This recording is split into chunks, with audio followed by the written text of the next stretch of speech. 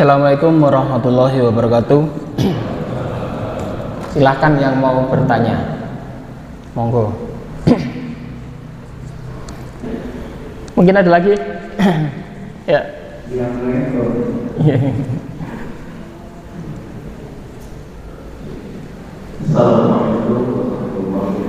wabarakatuh. Waalaikumsalam. Betul. Yang membenarkan agama sebelumnya yaitu kitab Taurat, ya, dan yang terus dan mengabarkan bahwa akan datang nabi setelah Iya. Ya betul. Baik. Yesus sering ada salah tafsir di sini di dalam pemahaman orang Kristen ya. Sering orang Kristen itu mengatakan bahwa mereka tidak wajib lagi melaksanakan hukum-hukum Taurat. Sebetulnya hukum Taurat itu bukan hanya 10 ya. Ada sekitar 431 hukum, dan itu dilaksanakan oleh orang Yahudi sampai hari ini. Yesus tidak pernah membatalkan hukum Taurat. Yesus hanya menggenapi. Itulah sebabnya sering orang Kristen mengatakan, wis kita nggak perlu puasa, kita nggak perlu sunat, karena Yesus sudah menggenapi. Itu sebetulnya salah ya. Karena Yesus mengatakan di dalam kitab Injilnya, sebelum bumi dan langit ini runtuh, Dia tidak berhak untuk merubah hukum-hukum Taurat itu satu noktah pun. Berarti Yesus tidak pernah merubah-rubah hukum Taurat. Di dalam hukum Taurat ajarannya tetap tauhid antara hubungan Allah dan hubungan manusia. Itu bagaimana dengan 10 hukum Taurat Nabi Musa? Itu undang-undang dasarnya. Tetapi setelah undang-undang 10 hukum itu ada undang-undang lain yang diterapkan oleh orang-orang Yahudi yang namanya mitzvot. Itu ada 431 hukum. Dan semua hukum-hukum itu tidak pernah dibatalkan. Itulah sebabnya di dalam Al-Quran tadi mengatakan Yesus tidak membatalkan hukum Taurat. Ini betul. Dan ini buktinya. Di dalam kitab mereka juga menceritakan semacam itu. Itulah sebabnya kita belajar Al-Quran dan kitab mereka ya. Jadi kita bisa menjawab itu. Sebetulnya ayat Al-Quran mengatakan seperti itu, dasarnya seperti ini. Itu kalau intinya seperti ini. Jadi Yesus tidak pernah membatalkan hukum Taurat. Salah satu hukum Taurat itu menyatakan bersunat. Ini bukan 10 hukum ya, tetapi di mitzvot. Salah satunya adalah bersunat. Orang Kristen mengatakan sunat itu ya sunat jiwa, sunat hati.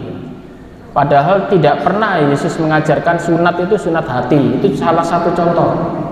Yesus juga disunat. Bahkan Yesus akikoh. Taurat Yahudi itu ada akikoh ada. Di dalam Alkitab itu menceritakan Yesus diakikoi dengan apa? Dengan burung tekukur. Jadi apa? Untuk syariat akikoh itu sudah diajarkan sejak zamannya nabi-nabi ya, Nabi Musa, Nabi Isa. Dengan syariat-syariatnya, bahkan Nabi Muhammad juga meneruskan. Itulah sebabnya akikoh itu bukan hanya terbatas sapi atau kambing sebetulnya. Untuk orang yang tidak mampu boleh akikoh ayam, bahkan burung. Nabi Isa diakikoi dengan burung. Itu syariatnya, dan itu tertulis di dalam hukum Taurat, dan itu masih dipertahankan. Itulah sebabnya di Al-Quran mengatakan seperti itu betul. Bahkan Yesus tidak pernah menyatakan dirinya sebagai Tuhan. Tadi sudah saya sebutkan. Ayatnya ada. Gitu Pak ya. Mungkin ada yang belum jelas.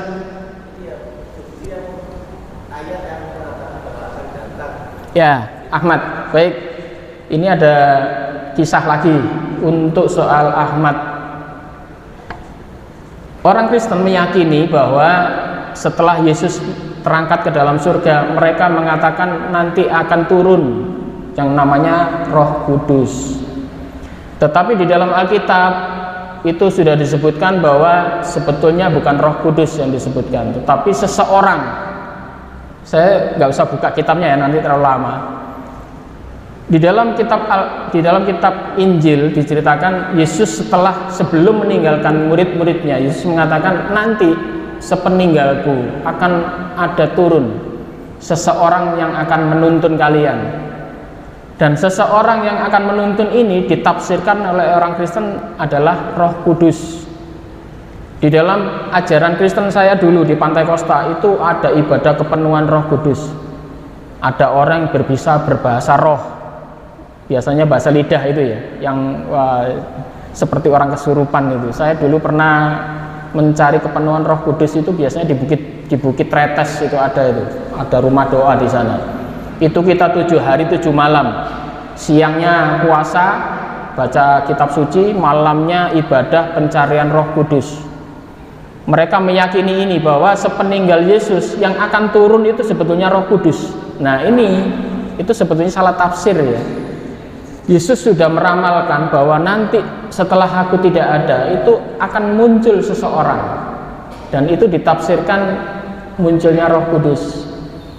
Padahal kalau kita melihat kisahnya di dalam Alkitab, murid-muridnya waktu itu yang saat kepenuhan Roh Kudus itu bukan berbicara bahasa roh, tetapi berbicara dalam berbagai macam bahasa.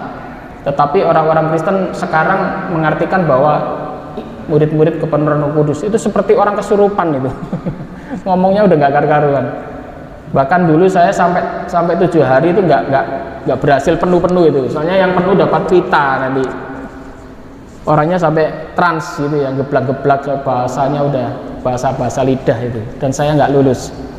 Itu tafsirnya mereka. Mereka mengatakan setelah Yesus meninggal, padahal di dalam Alkitab dituliskan itu seseorang, tetapi mereka mengatakan oh bukan seseorang, ini Roh Kudus. Nah itu tafsir mereka, tetapi sebetulnya ayatnya ada di dalam Alkitab bahwa sebetulnya yang diramalkan itu bukan Roh Kudus tetapi seseorang. Itu adalah nubuatan. Nubuatan itu nggak mungkin menyebut nama ya. Di kitab-kitab nubuatan baik para nabi itu ada hak istimewa atau kemampuan seorang nabi adalah untuk bernubuat. Bernubuat itu mengatakan sesuatu yang belum terjadi. Biasanya lewat kiasan-kiasan, tidak menyebut nama. Jadi Nabi Yesus tidak menyebut langsung nama Ahmad gitu, tidak. Kiasan bahwa nanti sepeninggalku akan ada seseorang yang akan menuntun kalian sampai akhir zaman, tetapi diartikan itu adalah Roh Kudus gitu Pak ya. Jadi seperti Al-Quran tadi mengatakan cocok dengan ini. Meski ciri-ciri apa? Ciri-ciri Nabi itu. Ciri-cirinya banyak. Salah satunya adalah seseorang itu buta huruf, ada di dalam Alkitab ditulis. Seseorang itu mulutnya itu penuh dengan firman. Jadi apa yang dia ucapkan itu bukan karena dia sendiri, itu ada di dalam Alkitab. Dan itu semua tergenapi oleh diri Nabi Muhammad. Itu panjang ya cerita, kalau saya bahas itu nanti ada bahasan tersendiri. Yang jelas nubuatan Nabi Muhammad banyak ditulis di dalam Alkitab, meskipun itu diingkari ya, karena pastilah mereka tidak mempercayai. Tetapi alhamdulillah ayat-ayatnya masih ada. Apalagi kalau kita membaca ayat-ayat yang aslinya ya, dalam bahasa Yunani atau bahasa Ibrani gitu Pak ya. Baik, ada lagi?